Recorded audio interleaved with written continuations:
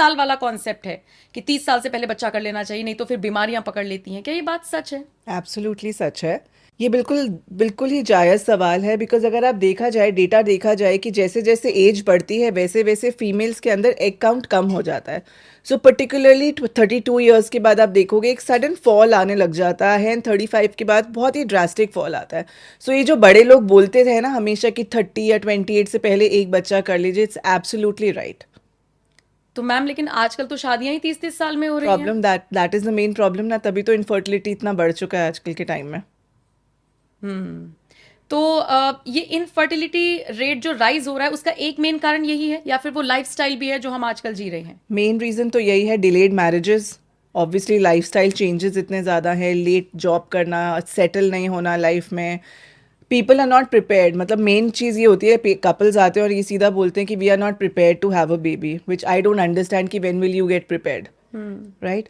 सो बहुत सारे रीजंस हैं इनफर्टिलिटी के लिए, जिसमें one of the main reason is delayed marriages. तो मैम जिनकी शादी 30-30 साल में हुई है वो क्या अब सब टेंशन में आ जाएं? आपकी ये बात सुन के टेंशन में बाद। मत आइए, but you know there is a concept of understanding what your ovarian reserve is, कि आपकी बॉडी के अंदर कितने एग्स हैं। सो एक बेसिक ब्लड टेस्ट है जिसको अगर आप टाइमली कर लें, so you know how much time you have. इसको हम बोलते हैं ओवेरियन रिजर्व टेस्टिंग। ये सिर्फ महिलाओं का ही होगा? ये सिर्फ फीमेल्स का होता है, लेकिन मेल्स भी अपने सीमेन टेस्ट करा सकते हैं, कोई प्रॉब्लम है उसको ट्रीट कर सकते हैं, या कोई इश्यूज हैं। देखिए मेल्स के साथ क्या है, males age at a very late age as compare to females. तो मैम जो जैसे शादी होती है और अमूमन केसेस में देखा जाता है कोई एक्सेप्ट नहीं करता है, लेकिन अमूमन लड़कियां क्या करती हैं, फर्स्ट प्रेगनेंसी जो उनको होती है उसे वो या तो अबॉर्ट करा देती हैं या कोई पिल्स ले लेती हैं।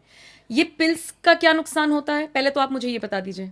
देखिए पिल्स का पर से आज सच कोई नुकसान नहीं होता है, but the problem is that the way they take it is not right. आजकल क्या होता है, it is very easily available in the pharmacies. आप जाओगे, you will tell the pharmacist that you know we have had an unexpected pregnancy and we want the pills, and वो आपको दे देंगे उठा के, without any ultrasound, without knowing कितने weeks की प्रेगनेंसी है, पिल्स आपको ईजिली मिल रही हैं। सो देर हैव बीन चांसेस कि प्रेगनेंसी ट्यूब में है, आपने अल्ट्रासाउंड नहीं कराया है, you don't know what pregnancy it is, and आपने पिल्स खा ली, एंड देर आर चांसेस कि ट्यूब्स रप्चर हो गई। That is the main problem. तो ये जो पिल्स खाते हैं ये क्या फ्यूचर में जाके यूट्रस पर इफेक्ट डाल सकती हैं? यूट्रस पे ये कोई इफेक्ट नहीं डालता है। I am saying it here not because I am promoting the pills, but ये है कि यूट्रस पे कोई इफेक्ट नहीं आता। There could be other reasons जिसकी वजह से प्रेगनेंसी नहीं हो रही, but the right way of taking this prescription is by going to a doctor. Doctor के पास जाइए, अल्ट्रासाउंड कराइए और उनसे प्रिस्क्राइब करके ही मेडिसिन लीजिए, रादर देन एक फार्मासिस्ट के पास जाके आप बिना अल्ट्रासाउंड के मेडिसिन उठा रहे हैं। मैम आजकल कपल्स के बीच में ये भी शिकायत है कि हम एक दूसरे को टाइम नहीं दे पाते हैं और इसलिए भी ये जो प्रेगनेंसी की तरफ है वो नहीं बढ़ पाते हैं, ये भी रीज़न है? So that is basically related to their lifestyle and their late working hours. बहुत सारे कपल्स हैं जिसमें फीमेल्स मॉर्निंग शिफ्ट्स कर रही हैं, हस्बैंड्स नाइट शिफ्ट्स कर रहे हैं, या फिर वाइस वर्सा, राइट? उस चक्कर में they are not able to give time to each other. So जब टाइम आता है ओव्यूलेशन का, दे आर नॉट टुगेदर, या फिर एक वो स्ट्रेस है एड ऑन कि अब मेरा ओव्यूलेशन का टाइम आ गया है and we have to have intercourse.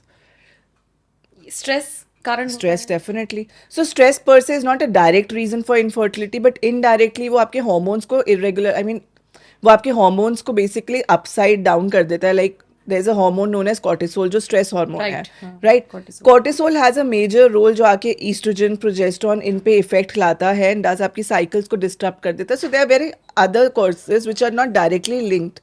मतलब stress is not directly linked to but infertility, indirectly. But indirectly it is linked to मतलब इनफर्टिलिटी। मैम ओव्यूलेशन पीरियड कौन सा होता है, ये मैं आपसे समझना So चाहूंगी। ovulation period क्या होता है? If there is a female who has a regular 28-day cycle, so 28 में से आप 14 days minus कर लीजिए, that is the time when you're ovulating in a normal cycle when everything is all right. 14 days कौन से minus करने हैं? 28 minus 14, मतलब 14th day is the okay fine, ovulation day for you. ठीक है। So egg का जो survival period है it is 24 hours, but हम बोलते हैं कि at least 4-5 days इधर, 4-5 days इधर, alternate day या daily intercourse करिए, there are more chances of getting pregnant. लेकिन अब जो लोग, जो कपल्स हैं जो प्लानिंग कर रहे हैं बेबी की, वो अगर इस स्ट्रेस में करेंगे कि ओ ओवुलेशन टाइम आने वाला है, हमें इस दिन करना है, तो वो तो फिर स्ट्रेस फिर से मेन फैक्टर So हो that जाएगा। is what it is कि stress मत लीजिए। Why do you want to take pregnancy as a stress? Ma'am क्या ये बात सच है कि आपके पास जो केसेस आते हैं उनमें से ज्यादातर कपल्स ऐसे होते होंगे कि हमें बेबी नहीं हो रहा है? क्योंकि रूटीन मैंने ओपीडी में if you talk about it आजकल के टाइम में तो definitely like I do obs gynae सब कुछ करती हूँ मैं, बट इनफर्टिलिटी के केसेस डेफिनेटली ज्यादा आ रहे हैं एज कम्पेयर टू बिफोर। और इसके पीछे का कारण आपने बता ही दिया कि या तो स्ट्रेस भी हो सकता है इनडायरेक्टली, या फिर एग्जैक्टली, लाइफस्टाइल लाइफस्टाइल, एज। और एज।